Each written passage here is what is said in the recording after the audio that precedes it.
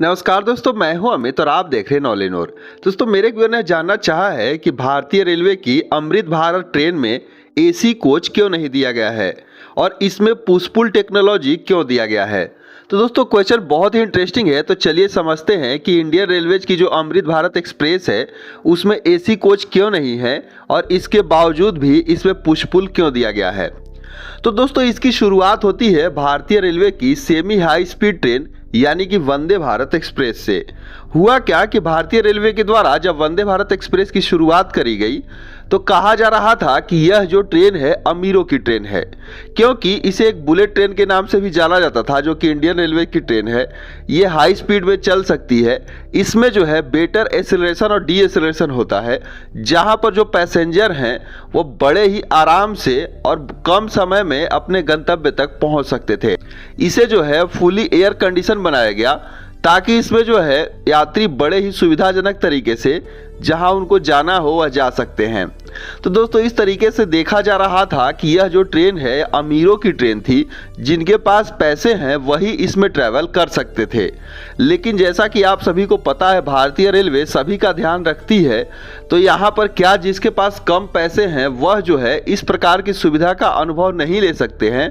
तो दोस्तों, ऐसा नहीं था। इन्हीं सब चीज़ों को ध्यान में रखते हुए भारतीय रेलवे ने उसी के जैसे, मतलब कि उसके लगभग बराबर तो नहीं लेकिन उसी के आसपास जो है ट्रेनों को इंट्रोड्यूस करना चाहती थी, जिसमें कम पैसे वाले लोग भी इस तरीके से इसी सुविधा का अनुभव ले सकें।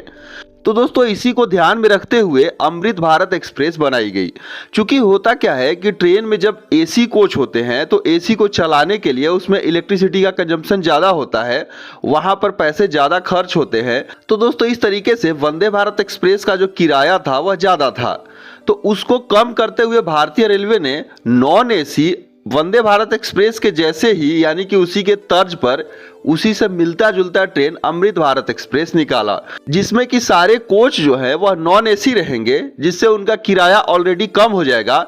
लेकिन सुविधा जो है, जो एक्सीलरेशन और डी एक्सीलरेशन और पंक्चुअलिटी टाइम, जो उनका मैनेजमेंट यानी कि किस तरीके से उसमें लोकोमोटिव को चेंज वगैरह ना किया जाए, तो इन सारी चीज़ों को देखते हुए उसे डिजाइन किया गया। दोस्तों, इसमें जो है पुश पुल टेक्नोलॉजी दी गई और इस टेक्नोलॉजी के माध्यम से सबसे पहला उसका जो है बेनिफिट ये मिला कि इसमें बेटर एक्सीलरेशन और ब्रेकिंग मिली। मतलब कि अगर एक ट्रेन को कोई भी लोकोमोटिव आगे से खींचेगा और पीछे से धक्का देगा तो नॉर्मल जो है लोकोमोटिव के मुकाबले उसमें एक्सीलरेशन ज़्यादा होंगे और जहां कहीं भी रोकना होगा तो वह बड़े ही आसानी से रुक सकती है। इसके अलावे इसमें जो है सेमी परमानेंट कपलर दिए गए, जिससे जो है जिस तरीके से आप ये स्क्रू कपलिंग देख रहे हैं हादसे के वक्त जो है बहुत खतरनाक साबित होते हैं, तो इसमें जो है सेमी परमानेंट कपलर दिए गए, जिससे यहाँ पर इस तरीके से हादसों से बचा जा सके और कोई ज़्यादा नुकसान ना हो। साथ ही साथ इन टू इन लोकोमोटिव मिले, जिससे होगा क्या कि अगर कोई ट्रेन इस प्रकार से अमृत भारत एक्सप्रेस जो है कहीं भी अपने गंतव्य तक पहुंचती है तो वहां से लोकोमोटिव को निकाल कर वापस जो है पीछे की तरफ नहीं ऐड करना पड़ेगा, क्योंकि इसके दोनों साइड लोकोमोटिव लगे हैं। तो जैसे ही वहां ट्रेन पहुंचेगी वह अपने राइड के लिए तुरंत से जो है रेडी हो जाएगी और वो जो पीछे से चलना शुरू कर देगी, उस समय पीछे का लोकोमोटिव उसे पुश करेगा।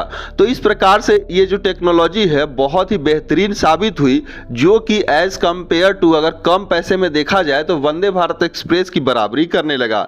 दोस्तों, इसमें जो है रिवर्सिबल ऑपरेशन, साथ ही साथ इफिशियंसी एवं टाइम सेविंग और जो है इम्प्रूव्ड सेफ्टी के साथ साथ इतनी सारी सुविधाएं इसमें दी गई, जो कि कम पैसे में, जिसके पास पैसे कम हैं वह जो है वंदे भारत एक्सप्रेस जैसी ट्रेनों का अनुभव ले सकते हैं।